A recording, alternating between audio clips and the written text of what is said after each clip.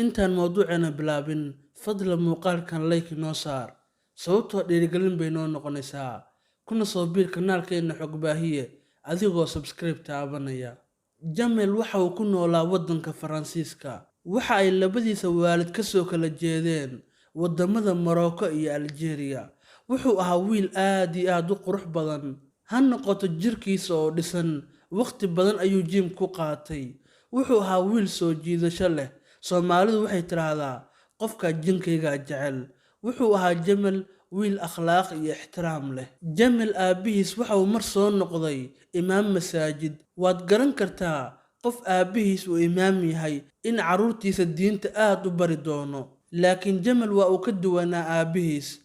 Soomaalida qaar waxay tiraahdaa wiil iyo aabihiis isma raacaan. Taas waa khalad. Mararka qaar way israaci karaan, marmarka qaarna isma raaci karaan. oo Ilaahay baa og qofka waxa uu noqon doono.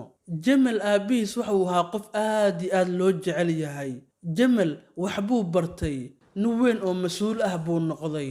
Intaa kadib waxa ay isbarteen gabadh la oran jiray Julie oo u dhalatay waddanka uu ku nool yahay ee Faransiiska. Gabadhu runtii aad iyo aad bay u jeclay Jamel. Sidaan soo sheegnay wuxuu ahaa wiil soo jiidasho leh. Maalintii dambe waxa uu soo bandhigtay inay isguursadaan. Waliba guurkaas ay cidna ogaan, labadooda kaliya ay ogaadaan, xitaa labadooda faamil ay ka qariyaan inay isguursadeen. Micnihii guur qarsoodiya inay galaan bay ku heshiiyeen. Iyadiina way ogolaatay. Sharci yar oo guurkooda ah bay samaysteen, sidaas baa lagu noolaa. Maalin maalmaha ka mid ah, Jamel ayaa u yimid gabadhii uu qabay. Waxa uu soo qaatay waraaqad. Waxa uu ku yiraahday waa inaad waraaqadaas saxiixdaa. Wax kale ma ahayn, waraaqadaas waxay ahayd life insurance. Life insurance haddii aad faahfaahay waxa weeye waraaqada life insurance haddaad saxiixdid oo labada isqaba ay saxiixaan. Labada isqaba hantidooda oo dhan waxay ku wareegaysaa kan dhintay maahan kan kale. Micnihii laba isguursatay, labadaas waxay saxiixeen life insurance. Haddii labada mid ka mid ah uu dhinto, kan dhintay maahan waaba tagayba. Kan nool baa wuxuu qaadanayaa lacagtii gabadha dhimatay ama ninka dhintay. Adigu gabadhii wixii buu ka dhaadhiciyay, wayna ogolaatay oo wayna saxiixday. Life insurance-gaasna waxa uu ahaa 1 milyan oo euro. Jamel isaga qorshihiisa waxa weeye in uu gabadha lacagta kala wareego. Marka gabadhu way nooshahay, xilligay dhimanayso isagana ma oga, Ilaahay kaliya og. Marka inay ka hor dhimanayso in kale isaga ma oga. Si ay lacagtaas ugu wareegtay isaga, waxa uu go'aansaday in uu dilo. Labadoodu waxay degnaayeen meel tuulo ah. Maalin maalmaha ka mid ah ayuu u yimaaday gabadhii. Waxa uu ku yiraahday qaali macaaney. Haddii inta dumarka lagu yiraahdo iyagoo dhan baaba jilcaaya oo qaboobaya. Yaan mawduuca ka bixin, aan ku sii socono qisadeena. Wuxuu ku yiri qaali 2 baaskiil baan soo gadanaynaa, inakan aan israacanee. Waliba xilliga uu dhahay baaskiil baan soo gadanaynaa waa habeen mugdi ah. Waliba waxa uu yiraahday marka hore waan sii lugaynaynaa, markii aan baaskiilka soo gadano baa baaskiilka hore u soo qaadanaynaa. Iyadiina waa maskiin oo way iska ogolaatay, hayay tiraahday. Xilli habeen ah oo mugdi ah bay ahayd.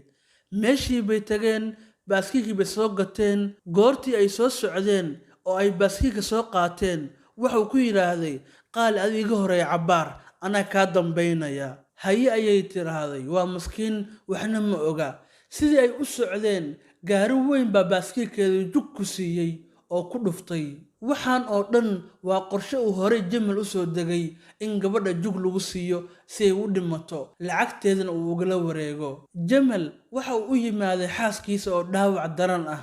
Meeshii la rabo inuu qaado oo dhakhtar degdeg ku geeyo, waa uu qaylina wuxuu dhahay maya, ha iga dhiman, waxay ku gaari maayaan.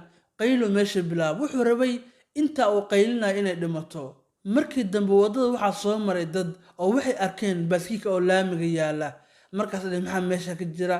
Way eegeen mise waxay maqleen nin dhahayo maya, ha iga dhiman, waxay ku gaari maayaan, nin qaylinayo bay maqleen.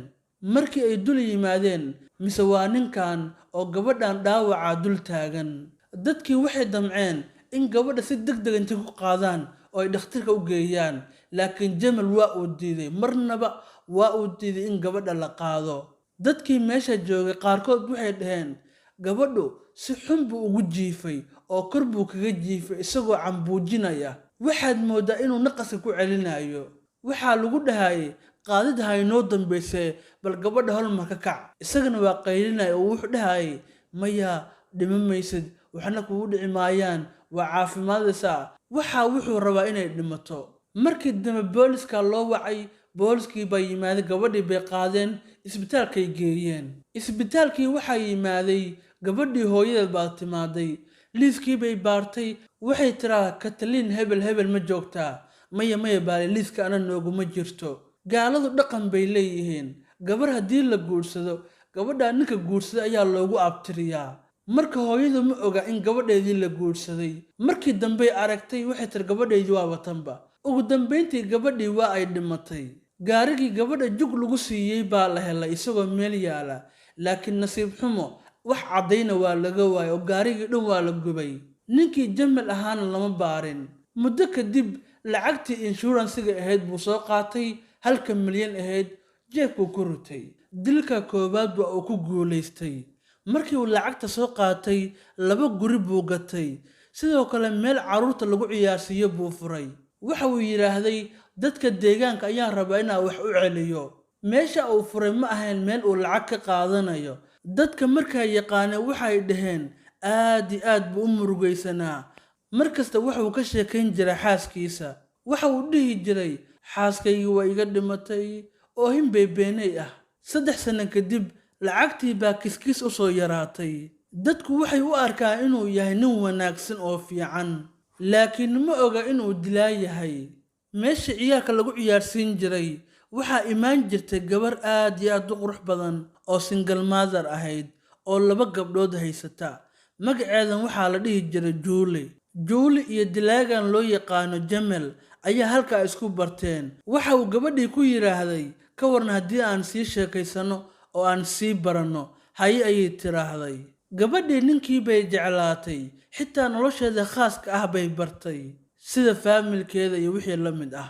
3 bilood kadib ninkii waxa uu gabadhii u sheegay inay isguursadaan, iyadiina waa ay ogolaatay, ma aysan diidin. waxaa dhacday mar dhexdaas ah gabadheeda ayaa xanuunsatay, isaga ayaa caawiyey oo lacagtii kharashka isbitaal ku bixi lahaayoo dhan isaga ka bixiyey. adigu ugu dambayntii gabadhii way ogolaatay inay isguursadaan. waxay u haysataa nin wanaagsan oo fiican inuu guursanayo. marka gabadha isma weydiin ninkan muxuu yahay, muxuu samayn jiray, waxaas isma weydiin.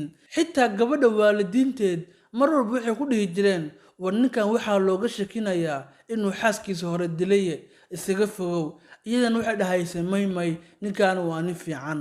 Jamal maalin buu gabadha u yimaad, wuxuu ku yiraahday waxaan aadaynaa waddankayga Algeria, halkaas waalidiinteeda ku soo baraya, halkaasaan isku guursanaynaa.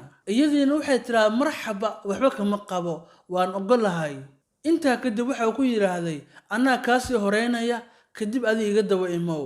waxaas dhan fahmi mayso in ninkan uu dilkeeda damacsan yahay. weliba waxa uu sheegay in marka hore ay ku soo degayaan waddanka Morocco. markay ku soo degaan kadib gaari bay soo qaadanayaan, markaas ayay waddanka Algeria galayaan. sidii bay sameeyeen, isaga ka horeeyay, kadib way timaado hotel buu u kireeyay. markii ay gabadha hotelka soo degtay waa u imaan waayay nagata. maalin dhan buusan u imaan. maalintii xigtay buu yimid. intaa kadib cudurdaar buu sameeyey. maya howlba ay qabsatay, waa mashquulay, cudurdaar buu bilaabay. marka haddeer Morocco ayay joogaan. sidii lagu ballamay, Morocco gaari bay ka qaadanayaan, kadib toos bay Algeria ugu galayaan. marka qorshihii buu dejiyey. waxuu gabadhii ku yiraahday adiga gaari gooni ah oo kaliya aad ku jirtid baad soo wadanaysaa, anna mid kalaan wadanayaa.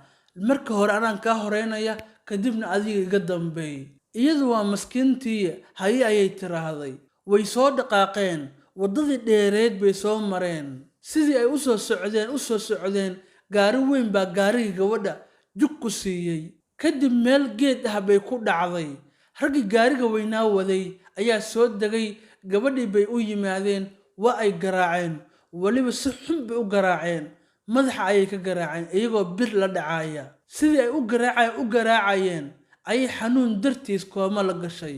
iyagiina mayd ahaan bay uga tagay. wax isdhaheen gabadhu way dhimatay, laakiin ma dhiman, way suuxsanayd. Gabadhan oo markii dambe ka sheekaynaysa waxay tiraahday, Jamal waa uu ii jeeday in gaari jug laygu siiyey oo aan shil galay, laakiin iima soo jeesan, wuu sii socdayba, hor uu sii dhaqaaqay.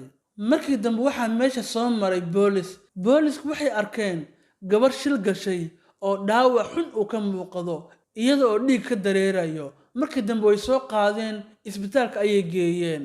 Markii dambe isbitaalka waxa ugu yimaaday Jamal, waxa uu yidhaa waa ka xumahay, kuma aan arkayn, waxaan ma filay inay kugu dhacayaan, calaacal buu bilaabay. Gabadhuna ma oga inuu ninkan ka dambeeyay dilkeeda, weli waa maskiin oo waxay u haysataa in dad tuuga ay ahaayeen. Markii dambe gabadhu wuxuu ku yidhaahday, qaali waan ku soo laabanayaa, Faransiiskan aadayaa, hooyaday baa xanuunsan oo isbitaalka ku jira, kadib goortaan ka imaada adigan ku imaanayaa. Meeshii la rabay inuu gabadha sii kaxeeyo oo Faransiiska sii geeyo si dhaawaceeda loola tacaalo, waaba ka tagayba gabadhii. Malaha waxaan israahday lacagtii canshuurta ahayd buu dooninayay. Ugu dambeyntii gabadhii faamilkeedu waxay maqleen in gabadheedii gaari weyn jug uu siiyey oo isbitaalka ay jiifto. Waxay dhaheen gabadheen hana loo keeno waddanka Faransiiska.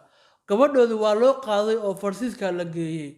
Isbitaalkay ku jirtay muddo, xitaa ma dhaqdhaqaaqayn oo dhaawac xun baa soo gaaray. Isbitaalka inta ay ku jirtay, hooyadeed waxay ku dhahaysay, hooyo macaan, ninkaasaan ka shaki qabaa inuu ku dilay, dhaawacaan kuu geystay. Iyadana waxay dhahaysay maya hooyo, waa nin wanaagsan Jamal, waa nin fiican, dilaa ma ahan. Wallaahi waa cajiib waanada waalidiinta, in la qaatana way mudan tahay. Waayo waxaadan ogeyn bay waalidiintu og yihiin. Waa dad kaa khibrad badan, wax badan saadaalin kara. Adigu 6 bilood kadib isbitaalka ka soo baxday oo way caafimaaday. Markii ay guriga timaaday, waxay aragtay gurigeedii oo isku qasan. Hal shay oo gurigeeda laga qaatayna ma jirin, ilaa warqaddii canshuurta ahayd mooyaane. Intii kale guriga waa taalaa. Haddii uu tuug ahaan lahaa, alaabta qaaliga ah ee guriga taala ayuu qaadan lahaa. Markii ayaa maskaxda waxa ku soo dhacay in furaha gurigan kaliya uu hayo ninkeeda Jamal.